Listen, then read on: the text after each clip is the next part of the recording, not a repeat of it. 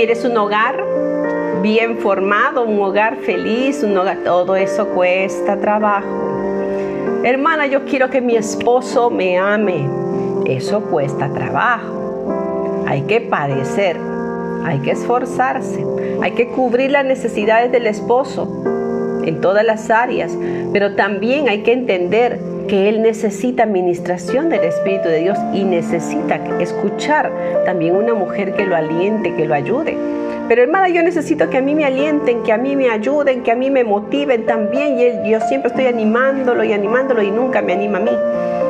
Por eso tú estás bajo la fuente, por eso tú estás bajo esa provisión divina, por eso tú buscas la gracia de Dios. Hay mujeres que están esperando que el esposo los levante, les ayude, les anime. Hermana, la fuente de tu fortaleza no es el hombre, no es nadie sobre esta tierra, es Dios. Que Él es el que nos alienta, nos ayuda y nos envía a nosotros esa bendición y vida eterna. Por eso tienes que trabajar en tu casa. Hermana, ya me cansé, son mucho trabajo todo el día con los niños. Es que es verdad, mi amada hermana, pero son etapas. Las etapas de criar un bebé pequeñito y darle lactancia es muy esforzada, muy sacrificada. Pero de ahí pasa el niño a caminar y ya no tienes que darle de lactar. Ahora tienes que sentarte con él a jugar con los carritos, con las muñecas, ir a comprarle otras cositas. Es otra etapa. Lo llevas al jardín, ya lo dejas ahí en el jardín. Es otra etapa. Ya no estás cargando al bebé toda la vida. Toda la vida no vas a cargar a tu hijo. Toda la vida no le vas a dar de comer en la boca. ¿Por qué? Porque tienes que entender que son etapas. Y no te satures diciendo, oh, qué difícil es ser madre. Mi esposo no me ayuda, ni a cambiar un pañal, ni cargar la bolsa de basura, nada. No te quejes. Cuando tú te quejas, disminuyes tus fuerzas. Si quieres, apúntalo allí.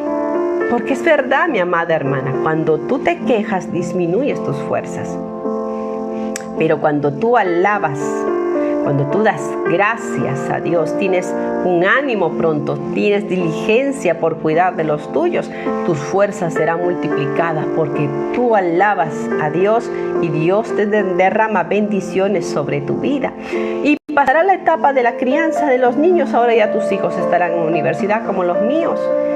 Y ya no tengo que estar cargándolos ni velando con ellos para que puedan dormir. No, ya no. Más bien ellos me suman a mí. Y ellos me agradecen por el trabajo que yo tuve con ellos en su niñez. Y me dicen, mamá, qué difícil ha sido, ¿no es cierto? Y entonces nosotros tenemos que traerle a la memoria a nuestros hijos de nuestro trabajo amoroso, de nuestra enseñanza. Por eso debemos mantener la integridad durante todo este caminar. Como pastores, de igual manera, nosotros estamos enseñando a los hermanos en la iglesia. Los enseñamos a ser papás, los enseñamos a algunos a poder elegir su matrimonio, con quién se va a casar, les instruimos. Les ayudamos a aquellos que están criando sus bebés. Si están criando bebés, yo no lo puedo forzar que venga todos los días al templo con tu bebito cargado, porque yo también lo hacía. No todas las mujeres tienen la misma facilidad que la tiene la pastora. La pastora tiene hermanas y hermanos que le puedan ayudar. Tienen un pueblo que puede decir, pastora, le ayudo a cargar su bebé, o pastora, le ayudo a llevar su bolsa. Ahí están los hermanos. Pero tú, como miembro de la iglesia, como vida nueva, como hermana que viene a la iglesia, a veces no hay hermanas que tienen esa de ser apercibidas, de decirte, hermanita, yo te cargo a tu bebé, para que puedas cuidar, para que puedas tener un tiempo de oración. Cuando yo era diaconisa, teníamos esa visión, las diáconas en ese tiempo. Porque sabes que para ser diácono hay que tener llamado también. Porque en ausencia del pastor, los diáconos son los que están ahí mirando, velando el orden de la iglesia.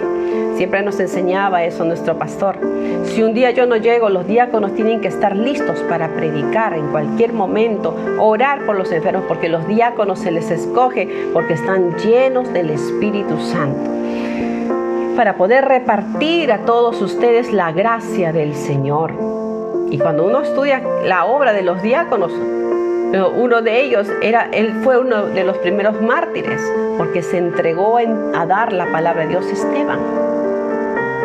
que iba y predicaba la palabra del Señor, y era diácono y ayudaba a repartir y a ministrar la palabra y testificar de lo que Dios hacía en su vida. Los diáconos en mi tiempo pues veíamos la necesidad de los hermanos porque éramos muchos, y veíamos hermanas cargando a su bebito, no podía orar y ella lo tiraba en la silla para que pueda dormir.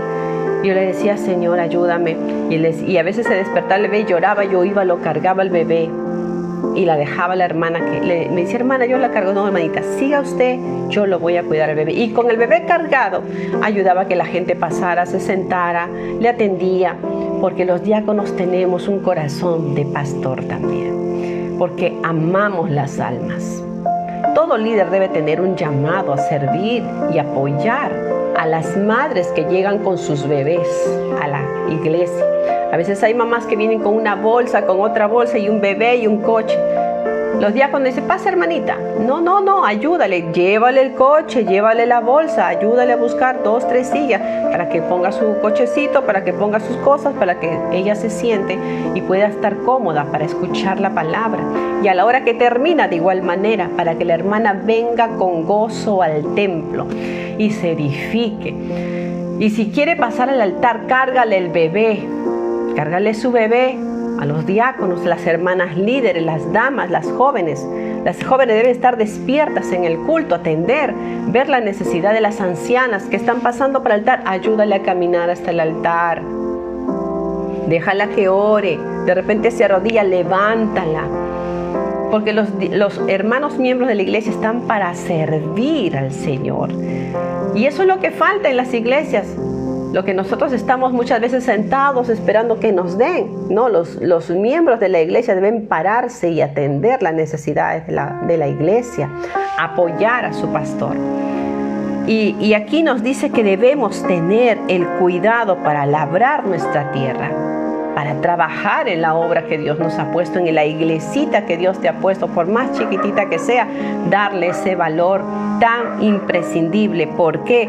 Porque cuando uno labra, se sacia de las bendiciones del Señor. ¿Cuántos alaban al Señor? Aleluya.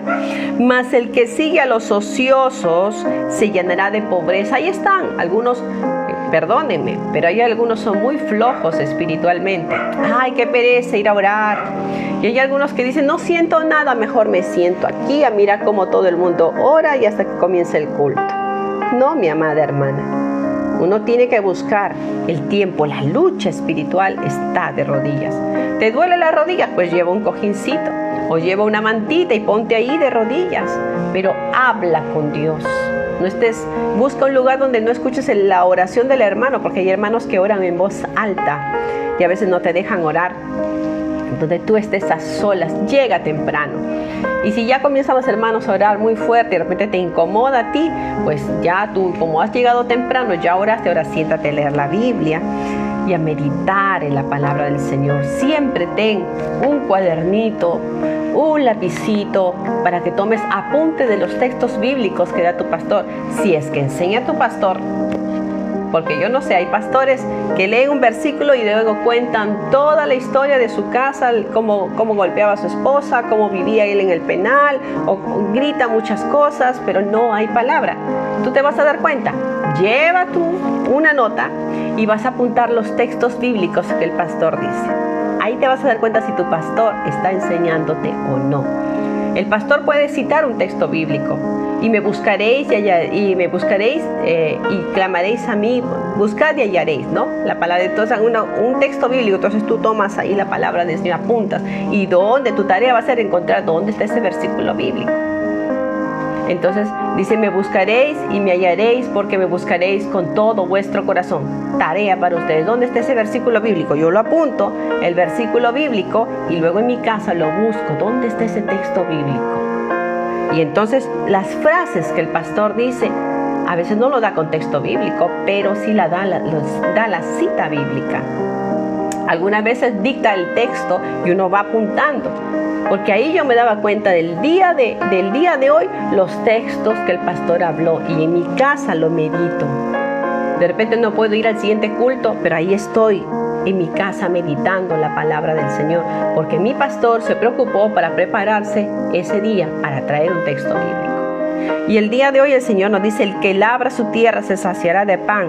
¿Dónde está eso, hermana? Proverbios 28, 19. Ya voy a apuntar acá. Proverbios 28, 19. O leo o escribo el texto bíblico. Uno tiene que ser también disciplinado, porque muchas veces es fácil querer criticar al pastor, pero nosotros no tenemos fundamento para criticarlo. ¿Por qué? Porque nos gusta hacer fácilmente criticar a los demás, pero no nos damos cuenta que estamos hablando al aire. Pero si yo digo, yo voy a ir a escuchar el día de hoy cuántos textos bíblicos el pastor me va a hablar y de allí me va a explicar, yo voy a apuntar. Si solamente te da un texto bíblico y todo lo demás es palabra de hombre, lamentablemente ese día te vas a ir solamente con un texto bíblico en tu cuadernito. Y al día siguiente esperemos que pues traiga más textos bíblicos el pastor. Y si tú ves que solamente sigue con texto bíblico, con 2, ora para que el Señor lo use.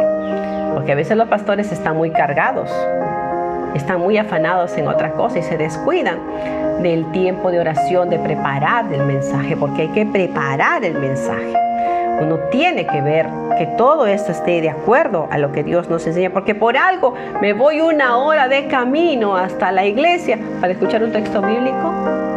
Entonces el pastor tiene que ser consciente que los hermanos vienen de lejos, muchos de ellos gastando de repente hasta taxi con su familia para llegar a escucharlo, y él solamente se pasa hablando un texto bíblico o 2. Hay que darle de comer al pueblo la palabra del Señor. El que labra su tierra se saciará de pan, mas el que sigue a los ociosos se llenará de pobreza. Por eso que hay muchos que se van de las iglesias, porque dice acá no hay palabra.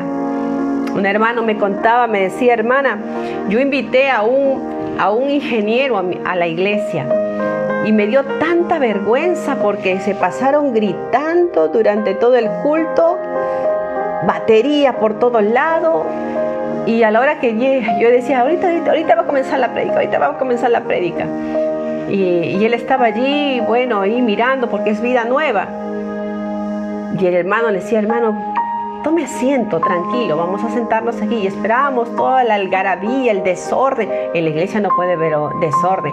Cuando se mueve el Espíritu de Dios, hasta la gente nueva siente que hay allí un mover maravilloso.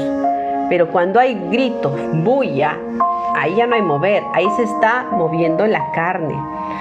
Y ahí ciertamente solamente ruido, pero no hay mover de Dios. Y hasta los oídos molesta, hermanos. Cuando yo me doy cuenta cuando algo no es de parte de Dios, hermanos, hasta mis oídos, yo quisiera taparme los oídos porque yo ya no aguanto el boom, boom del bajo de la batería, y es una cosa incómoda y molesta. Me he tenido a veces que retirar y ponerme al último, donde yo he llegado a escuchar, decía, esperar que pase esas canciones o salir, gloria a Dios, y luego volver a entrar, porque no se siente la presencia de Dios. Pero hay lugares donde he escuchado, así sea el ruido muy fuerte o el volumen esté muy fuerte, hermanos, era un mover. Ya el pastor mismo, a mi esposo en algunas veces también, cuando él ha ministrado, él hacía callar todos los sonidos, todos los instrumentos. Y él hacía que el pueblo alabe. Y era, hermano, un mover maravilloso. Es muy distinto cuando uno está en su iglesia que cuando uno está en otra iglesia. Y a veces se invitan a predicadores a nuestras iglesias, que a veces yo también me he sentido hasta avergonzada, porque decía, Señor, y este varón me decía, hermana, yo lo traje a esta visita a la iglesia, y cuando él llega, el pastor comenzó a hablar incoherencias. Me sentí tan avergonzado, y yo no sabía por dónde poner mi cara. Le dije, hermano, para otra vez, llévalo a donde haya un pastor, exista un pastor con experiencia, con palabras que usted conozca. Sí, hermana, por eso me llamó para decirme dónde lo puedo llevar. Pero por eso es tan importante que nosotros como parte de la iglesia ayudemos a los hermanos de la música, a los hermanos que están liderando. Y si tú lideras una alabanza, tienes que darte cuenta que tiene que ser en oración y no por gritos y porque tú gritas te van a escuchar más o se va a sentir más la presencia de Dios. No, el Espíritu de Dios desciende cuando se alaba con sinceridad y en